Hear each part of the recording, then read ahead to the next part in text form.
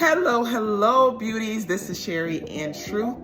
And today I bring you my single over 40 segment. Let's talk about it. So I really want to talk about this idea of are you living or are you existing?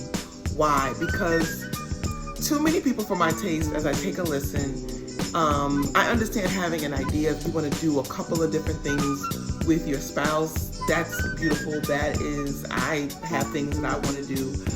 But like, there are some people who are like putting their whole life on hold, not buying property, not traveling, not doing certain things because they said, I'm going to do that when my spouse comes. Well, respectfully, I want to tell you, not everyone's going to get married. And that's just fact. And that has nothing to do with data and numbers. That is just seek the Lord on that, right? Now, if you know you have a revelation that you're going to get married, or you have a deep desire because you feel like God has put that in your heart, then okay, sit tight. This message is for you.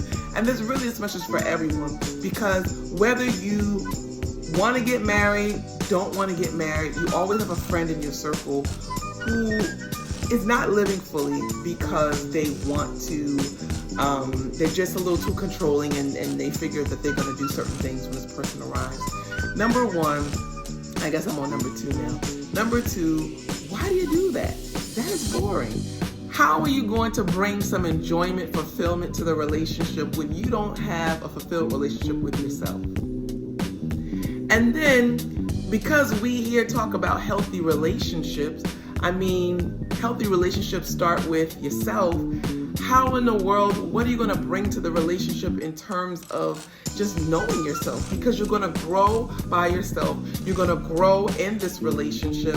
You're always going to be going and growing.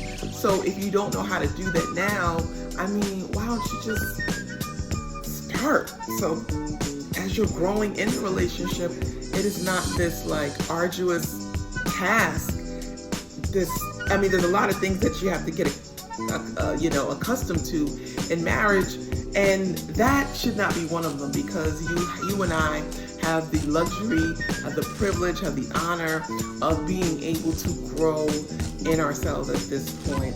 Another thing, I guess I talked about being arrogant, because it's arrogant to assume you're going to do something at this time. You're not the creator of time. I'm not the creator of time. So I want you to really consider not holding yourself back. I want you to consider it's not just about fun, but a fulfillment of life.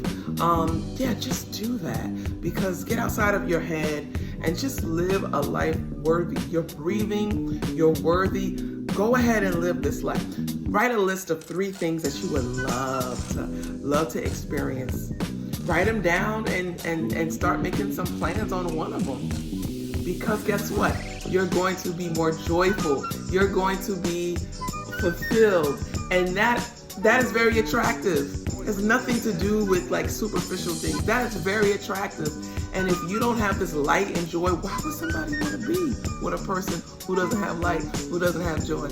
Come on, something to think about.